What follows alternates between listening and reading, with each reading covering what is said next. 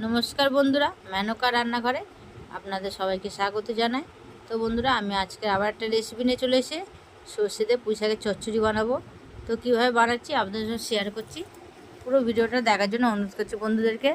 ভালো লাগলে একটা লাইক, কমেন্ট, সাবস্ক্রাইব করে পাশে থাকবেন বন্ধুরা। তো চলুন রেসিপিটা পুরোটা বানিয়ে দেখাই। তো এখানে আমি কচু কেটে নিয়েছি, পুঁই শাকের মধ্যে দেবো সবজিগুলো যেগুলো কেটেছি। তো এখানে ঝিঙে কেটে নিয়েছি দুটো, বেগুন কেটে নিয়েছি আর আলু কেটে নিয়েছি। তো এবার লম্বা লম্বা করে কেটে নিয়েছি। তো এবার এর মধ্যে পুঁই শাকের আলাদা করে পুঁই শাকটা ভালো করে কেটে ধুয়ে রেখেছি। খুব ভালো করে পরিষ্কার করে ধুয়ে নিয়েছিলাম, নিয়ে কেটে রেখেছি। এখানে সর্ষে বেটে নিয়েছি, কাঁচা লঙ্কাতে সর্ষে বেটে রেখে দিয়েছি। কড়াইতে সাদা তেল দিয়ে দিলাম, 3টে শুকনো লঙ্কা ফোড়ন দিলাম আর 5 ফোড়ন দিয়ে দিলাম। 5 ফোড়ন দিয়ে এবার একটু এটা গরম হয়ে গেলে এর মধ্যে এবার সবজি দেবো। একটু নাড়িয়ে দিলাম ভালো করে ফোড়নটাকে দিয়ে এবার আলু দিয়ে দিলাম। আলুগুলো সব দিয়ে দিচ্ছি, দিয়ে একটু নাড়ি চাড়িয়ে ভেজে নেবো আলুগুলো।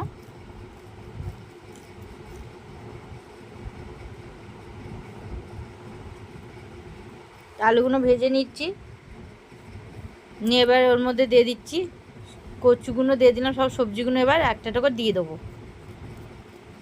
এটা খেতে খুব সুন্দর হয়েছিল, দারুণ হয়েছিল খেতে। গরম গরম ভাতের সঙ্গে, ডালের সঙ্গে, এটা ডাল দিয়ে খেতে দারুণ লাগবে পুঁই শাকে। তো আমি এইভাবে সর্ষে দিয়ে এটাকে বানিয়েছিলাম।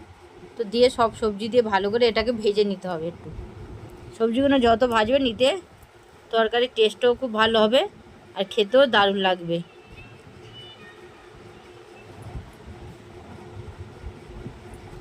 তো ভালো করে আমি ভেজে নিচ্ছি, দেখুন।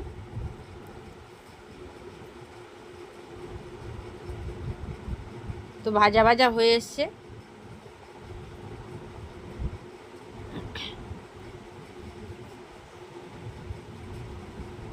এবার ওর মধ্যে দিয়ে দেবো নুন, দিয়ে দিলাম যাতে সবজিটা একটু কমে যায়। নুন দিয়ে দিলে তাতেই কমে যাবে।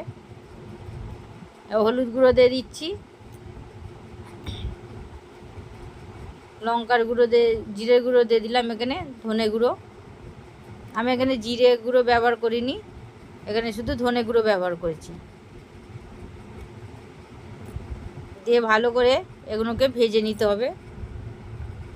খুব ভালো করে আবার মশলাগুলো দিয়ে ভেজে নিচ্ছে একটু। আর সর্ষে দিয়ে করলে খুব একটা বেশি মশলা লাগে না।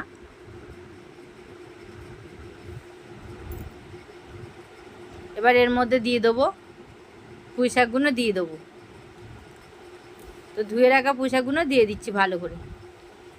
খুব ভালো করে পুঁই শাকগুলো পরিষ্কার করে ধুতে হবে এখন, এই জন্যে পরিষ্কার করে আমি জল ঝরিয়ে ধুয়ে রেখেছিলাম।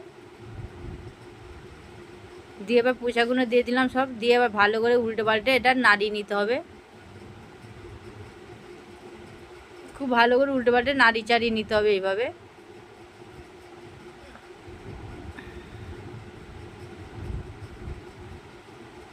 দিয়ে এবার এটাকে একটু ঢাকা দিয়ে রান্না করে নেব।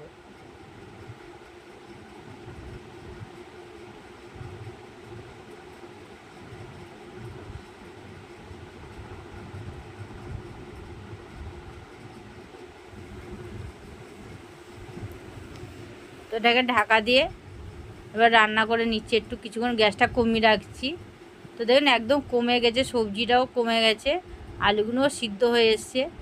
যেহেতু সর্ষে দিয়ে করবো, সর্ষেটা বেশিক্ষণ দেবো না, কারণ বেশিক্ষণ সর্ষেটা ফুটালে সর্ষেটা তেতো হয়ে যায়। ওই জন্যে বেশিক্ষণ সর্ষেটা ফুটাবো না। তার জন্য এখানে সিদ্ধ হয়ে এসেছিলো সবজিগুলো, তারপরে আমি সর্ষেগুলো দিয়ে দিলাম, বেটে রাখা সর্ষেটা দিয়ে দিচ্ছি। দিয়ে ভালো করে আবার একটু উল্টে পাল্টে এটাকে নাড়ি চাড়ি নিচ্ছি। খুব নেড়ে নিচ্ছি, ভালো করে নেড়ে নিতে হবে। ভালো করে নেড়ে নিলাম, কিন্তু গ্যাসটা একদম আমি কম আঁচে রেখেছি। দিয়ে এবার সামান্য একটু জল দিয়ে দিচ্ছি, খুব বেশি জল এখানে লাগবে না যেহেতু সিদ্ধ হয়ে আছে। তো দিয়ে এবার ভালো করে ঢাকা দিয়ে একটু রান্না করে নেবো। তো যে সকল বন্ধুরা আমার ভিডিওটা দেখছো, তো ভালো লাগলে একটা লাইক, কমেন্ট, সাবস্ক্রাইব করে দেবেন বন্ধুরা। আর অনেক অনেক করে শেয়ার করবেন, যাতে নতুন নতুন রেসিপি আরও আপনাদের সঙ্গে শেয়ার করতে পারি। আর নতুন বন্ধু হলে সাবস্ক্রাইব করে পাশে থাকবেন, যাতে কোনো ভিডিও ছাড়লে রেসিপি আগে আপনাদের কাছে আগে পৌঁছে যায়। তো দিয়ে এবার ঢাকা দিয়ে এটাকে আমি রান্না করে নিচ্ছি। নামানোর আগে একটু চিনি দিয়ে দিলাম, যেহেতু নিরামিষি ওই জন্য একটু চিনি দিয়ে দিচ্ছি। দিয়ে এবার ভালো করে উল্টে পাল্টে নাড়িয়ে এবার এটাকে নামিয়ে নেব।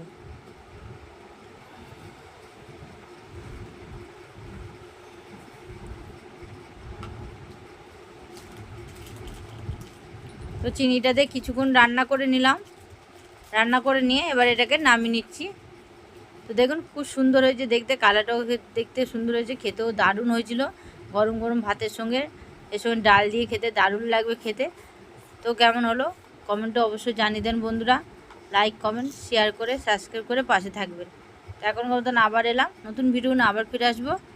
নমস্কার।